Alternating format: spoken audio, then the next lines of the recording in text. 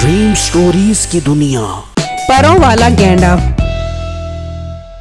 ये स्टोरी एक लालची धोबी और उसकी बीवी की है जिसने लालच में इतना नुकसान उठाया कि अपनी जान गंवानी पड़ी। अब उन्होंने क्या नुकसान उठाया, आइए इस स्टोरी में देखते हैं। बंजरपुर गांव में गरीब धोबी रहता था जिसका नाम मंचला था। इसे रातों रात अमीर होने का बहुत शौक था। उसकी एक बीवी थी, उसका नाम सीता था, जो काम काज में उसका हाथ बटाती थी। सीता नहर से कपड़े धोती थी और मंचला कपड़े इस्त्री करके लोगों को देता था। सीता मंचले को अमीर होने के नए नए मशवरे देती थी। आप कब तक लोगों के कपड़े इस्त्री करते रहोगे? मैं तो कहती हूँ एक ही दफा कोई बड़ा हाथ मारो कि हम फौरन अमीर हो जाएं। अब मेरी हमसाई को ही देख लो, इसका शोहर इसका कितना ख्याल रखता है। मैं भी तो यही चाहती हूँ। आप भी मेरे लिए सोने का हार लेकर आओ। सीता कहती तू ठीक है, दिल तो मेरा भी बहुत करता है कि कोई ऐसा काम करूं कि फौरन अमीर बन जाऊं। ये सुनकर सीता बोली, आप हमसाई का सोना चोरी कर लो, इस तरह हम अमीर हो सकते हैं। यार तू जब करी छोटी बात करी, क्यों मुझे सबसे मार पड़वाने के चक्करों में है? सच पूछो तो अब मेरा काम में दिल नहीं लगता, कोई और हल निकालना ही पड़ेगा। इस तरह उसकी बीवी उसे अजीब अजीब मशवरे देती थी। एक दिन मंचले की दुकान पर एक ग्राहक आया।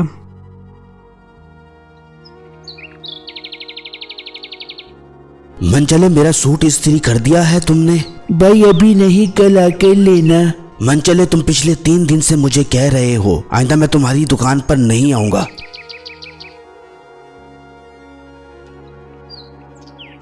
मंचले का दिल काम करने को नहीं करता था और उसका दिल काम से बहुत आवाजार हो गया था और वो फौरन अमीर होने की तरकीबें सोचता रहता था।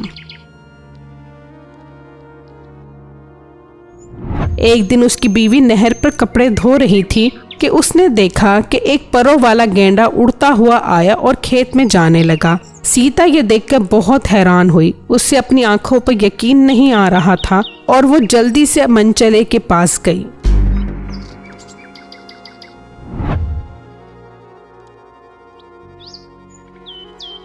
अरे सुनते हो, जब मैं कपड़े धो रही थी ना तो मैंने एक परों वाला गेंडा देखा है जो खेतों की तरफ जा रहा था। ये सुनकर मंचला बोला, तू पागल तो नहीं हो गई? परों वाला गेंडा, लगता है तू आज नींदों में है। नहीं नहीं, मैं सच कह रही हूँ, मैंने खुद देखा है परों वाला गेंडा। तुम्हें यकीन नहीं आ रहा ना, तो चलो आओ मेरे साथ चलो, मैं तुम्हें वो गेंडा दिखाती हूँ।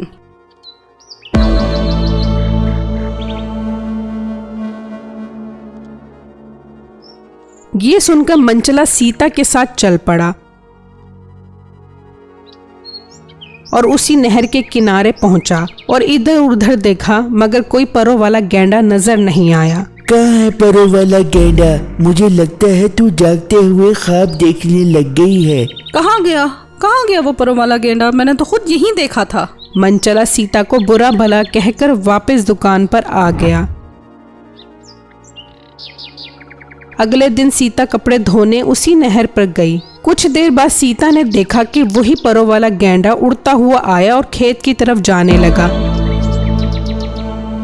सीता जल्दी से मंचले की दुकान पर गई और उससे कहा, वो परों वाला गेंडा फिर आ गया है, चलो मेरे साथ। तू आज फिर वही पागलों वाली बातें कर रही है।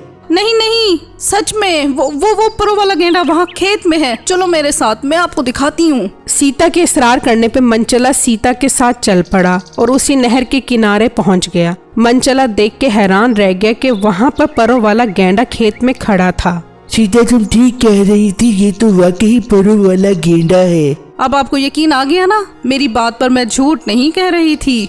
ये कहकर सीता और मंचला उस परों वाले गेंडे के करीब जाने लगे। जब वो उस परों वाले गेंडे के करीब पहुँचे तो गेंडा इन्हें देख के उड़ने लगा।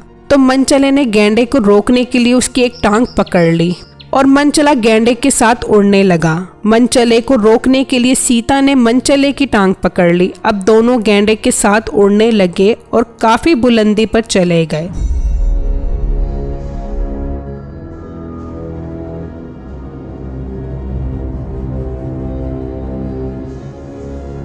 और फिर कुछ देर बाद गेंडा आसमान पर एक जजीरे पर पहुंच गया जहां हर तरफ सोना ही सोना था। मनचला और सीता बहुत हैरान हो गए ये सब देखकर। फिर परो वाला गैंडा इस जजीरे पे उतर गया और आगे चला गया। मनचला और सीता इस जजीरे को देखकर बहुत हैरान और परेशान थे। सीता, यहाँ तो बहुत सारा सोना है। हाँ, हम सारा सोना इकट्ठा करके अपने साथ ले जाते हैं। अरे पागल, हम वापस कैसे जाएंगे? आप फिक्र न करो, जब ये गैंडा वापस नीचे जाएगा तो हम इसी तरह वापस चले जाएंगे जिस तरह हम आए थे। फिर इन दोनों ने बहुत सारा सोना अपने साथ इकट्ठा कर लिया और परो वाले गैंडे के उड़ने का इंतजार करने लगे। कुछ देर बाद गैंडे ने उड़ने के लिए उड़ान भरी तो मनचले ने परो वाले गैंडे की टांग पकड़ ली और इसी तरह सीता ने मनचले की टांग पकड़ ली।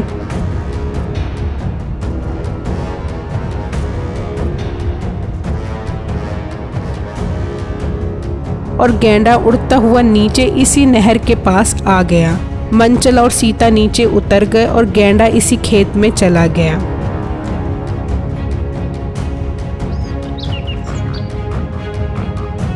मनचला और सीता अपने घर पहुंचे।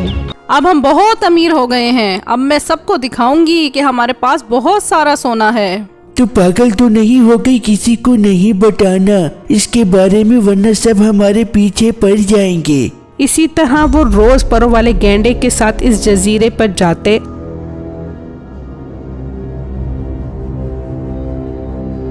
और वहां से सोना इकट्ठा करके ले आते।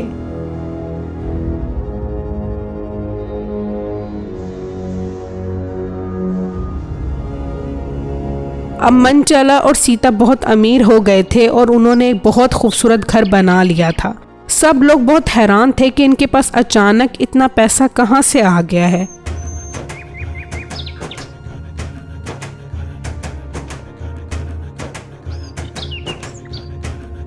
एक दिन सीता की हमसाई उसके पास आई।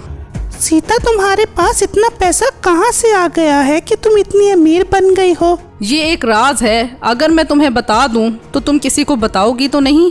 नहीं नहीं, कसम से मैं किसी को नहीं बताऊंगी, तुम मुझे बता सकती हो। ये सुनकर सीता ने सब कुछ उस हमसाई को बता दिया कि इस तरह एक परो वाला गैंडा इन्हें एक जजीरे पर ले गया था जहाँ बहुत सारा सोना था। हमसाई जल्दी से अपने शौहर के पास गई और उसे सारा माजरा बता दिया। अगले दिन सारे लोग मनचले के पास पहुंच गए। मनचले, हमें भी उस जजीरे पर अपने साथ ले चलो, हम भी उस जजीरे को देखना चाहते हैं। अगर तुम हमें वहाँ पर ना लेके गए तो हम सबको बता देंगे। लोगों के इसरार करने पर मनचला इन्हें वहां ले जाने के लिए मजबूर हो गया। फिर उसी नहर के पास खड़े होकर वो परो वाले गैंडे का इंतजार करने लगे। कुछ देर बाद परो वाला गैंडा वहां आ गया। सब लोग उस परो वाले गैंडे को देख के हैरान हो गए और उसके पास पहुंचे। परो वाला गैंडा सब लोगों को देखकर उड़ने लगा तो मनचले ने गैंडे की एक टांग पकड़ ली और इस तरह एक के बाद एक सब ने एक दूसरे की टांगे पकड़ ली और सब बुलंदी की तरफ जाने लगे। कुछ देर ऊपर आने के बाद आदमी ने मनचले से पूछा, मनचले, हमें ये तो बताओ कि वहाँ कितना सोना है। ये सुनकर मनचले ने अपने हाथ से इशारा किया। भाई, वहाँ बहुत सारा सोना है।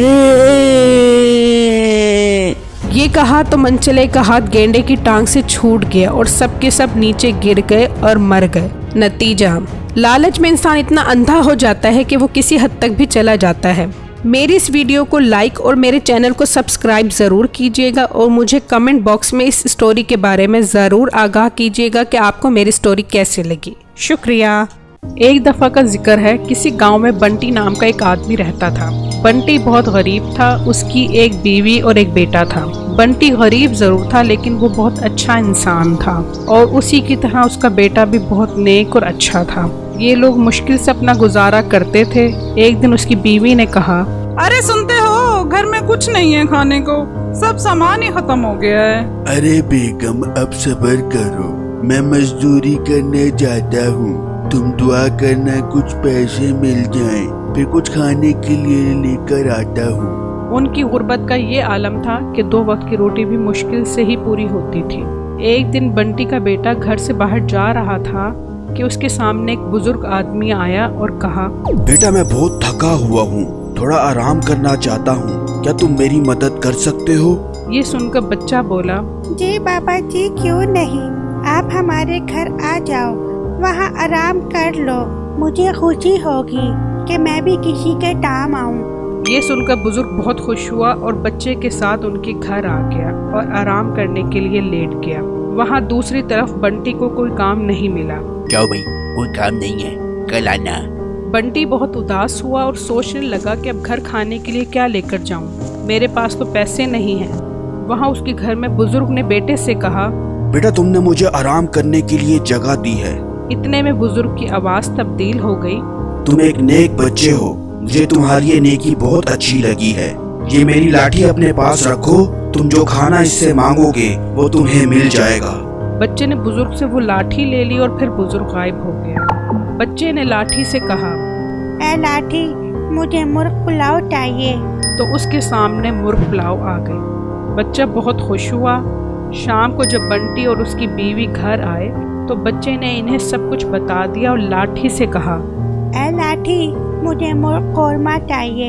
ये कहा तो उनके सामने मुर्ग कौरमा आ गया। सब बहुत खुश हुए और कौरमा खाया। एक चोर खिड़की से ये सब कुछ देख रहा था। अगले दिन जब सब घर से बाहर गए तो चोर घर में आया और लाठी को उठाकर ले गया और अपने चोर दोस्तों से कहा, अरे मेरे हाथ में ये लाठी आई है, इससे जो खाना मांगो वो मिलता है। चलो सब मांगो।